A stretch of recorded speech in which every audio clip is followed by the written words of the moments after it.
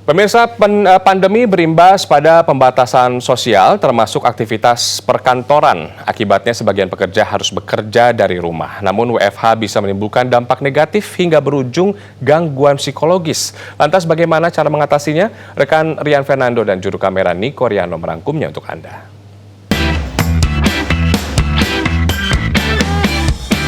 Belum meredanya pandemi membuat pemerintah memberlakukan pembatasan sosial berskala besar di semua bidang kehidupan, termasuk bagi pekerja kantoran. Sebagian karyawan kini harus bekerja dari rumah atau work from home karena aktivitas perkantoran dibatasi. Tapi, terlalu lama berada di rumah untuk WFH bisa menimbulkan dampak negatif. Tidak sedikit orang dilanda kebosanan hingga merasa sangat terisolasi akibat berada di masa karantina atau self-isolated akibat pandemi. Termasuk saya yang saat ini harus bekerja dari rumah. Work from home atau kerja di rumah nggak bisa dipungkirin ya, ini sedikit banyak membuat bosan atau jenuh. Apalagi bagi yang biasanya kerja di kantor, ambience-nya ketemu dengan teman-teman, pun dengan yang biasa kerjanya di lapangan seperti saya.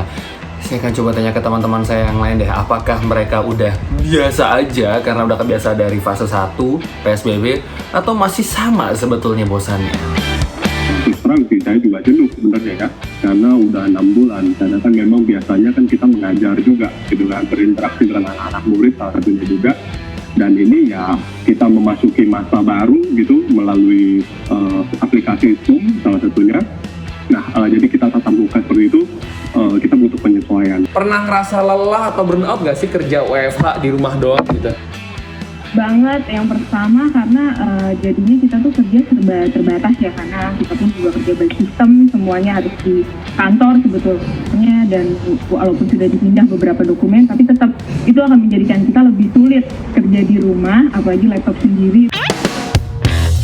PSBB yang memaksa masyarakat untuk diam di rumah bisa memicu gangguan psikologis yang disebut cabin fever. Bekerja di rumah dengan keadaan pandemik saat ini tidaklah mudah, karena pada dasarnya manusia bersifat dinamis ya. Sementara work from home membuat manusia menjadi lebih monoton dan statis. Lalu, seperti apa teman-teman saya mengatasi rasa bosan selama menjalani WFH? Dan untuk menanggulangi cara aku untuk gak stres di rumah itu gimana ya, mungkin aku akan ngambil waktu sekitar 10 sampai dengan 20 menit untuk tidur atau istirahat aja sih. Ya salah satunya saya melakukan push up, sit up, atau jogging santai pagi hari. Salah satunya seperti itu sih, di sela-sela aktivitas mengajar juga pastinya. Begitu, karena kan mengajar mulai dari jam 8 pagi sampai jam 2 siang. Nah sebelum itu ya pastinya saya pastinya menyempatkan diri untuk berolahraga dulu.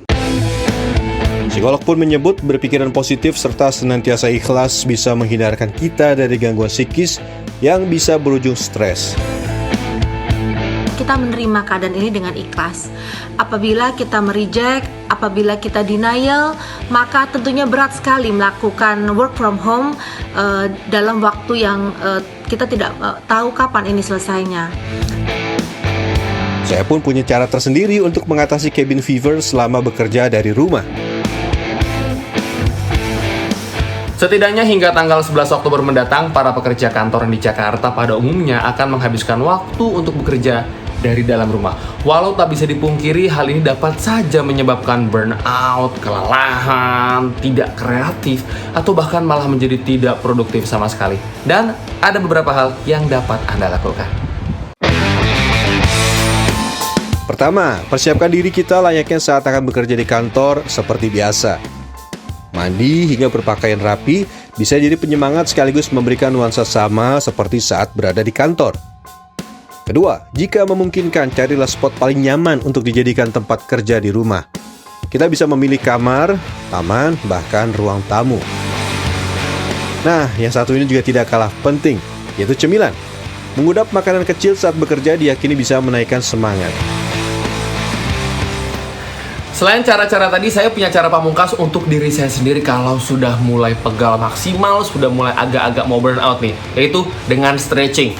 Tarik tangan ke atas seperti ini, tangan juga, leher terutama. Sampai bunyi. Karena dalam kondisi yang duduk terlalu lama biasanya akan menyebabkan pegal dan itu membuat saya tidak nyaman. Jadi, kalau sudah tidak mempan cara-cara tadi, stretching dikit, lanjut kerja lagi. Rian Fernando, Niko Riano, Jakarta.